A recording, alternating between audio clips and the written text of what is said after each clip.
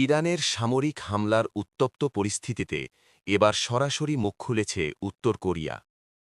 তারা এই হামলাকে কেবল একটি সাধারণ সামরিক সংঘাত হিসেবে দেখছে না, বরং একে সরাসরি গুন্ডামি বা গ্যাংস্টার সুলভ আচরণ বলে মন্তব্য করেছে।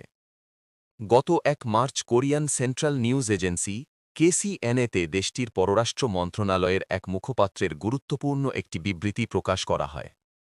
সেখানে উত্তর কোরিয়া ইরানের উপর চালানো এই সামরিক অভিযানকে অবৈধ আগ্রাসন বলে তীব্র নিন্দা জানিয়েছে। তাদের মতে, যুক্তরাষ্ট্র ও ইসরায়েল যৌথভাবে এই হামলা চালিয়ে ইরানের জাতীয় সার্বভৌমত্বকে জোরপূর্বক লঙ্ঘন করেছে। এ ধরনের আক্রমণ কোন সভ্য দেশের কাজ হতে পারে না।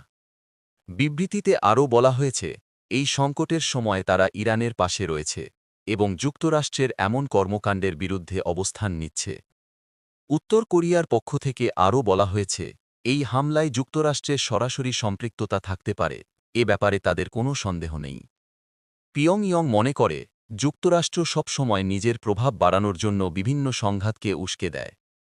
তাদের মতে, যুদ্ধের এই পরিবেশ কোনোভাবেই গ্রহণযোগ্য নয় এবং এর ফলে সাধারণ মানুষের জীবন মারাত্মক ঝুঁকির মুখে পড়ছে। উত্তর কোরিয়ার এই তীব্র প্রতিবাদের পেছনে বড় কারণ তাদের রাজনৈতিক অবস্থান। এ কারণেই তারা ইরানের প্রতি পূর্ণ সমর্থন প্রকাশ করেছে। তাদের মতে, সার্বভৌমত্ব রক্ষার যে লড়াই ইরান করছে, তার পেছনে মূল উস্কানিদাতা হল যুক্তরাষ্ট্র। উত্তর কোরিয়া তাদের বিবৃতিতে আরও বলেছে, মধ্যপ্রাচ্যের এই সংঘাত এখন আর শুধু দুটি দেশের মধ্যে সীমাবদ্ধ নেই, বরং এটি বিশ্বশান্তির জন্য একটি বড় হুমকি হয়ে দাঁড়িয়েছে।